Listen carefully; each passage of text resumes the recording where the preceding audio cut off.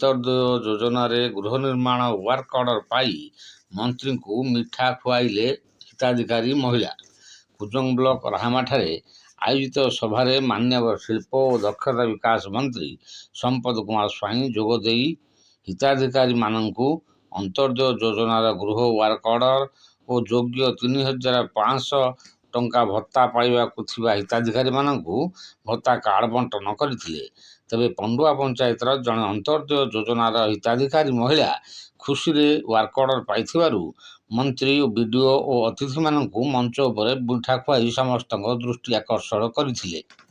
ଏହି ସଭାରେ ପଙ୍କପାଳ, ଅଗପାଳ, ଗରେଇ, ହଂସୁରା, ପଣ୍ଡୁଆ, ବଣିତ, ଗୋରଡ଼, ତାଳପଡ଼ା, ସାଇଲ ପଞ୍ଚାୟତର ହିତାଧିକାରୀମାନେ ଯୋଗଦେଇ ମାନ୍ୟବର ମନ୍ତ୍ରୀ ଓ ଅତିଥିମାନଙ୍କ ଠାରୁ ସେମାନଙ୍କର ଏହି ସରକାରୀ ସୁବିଧାପତ୍ର ଗ୍ରହଣ କରିଥିଲେ।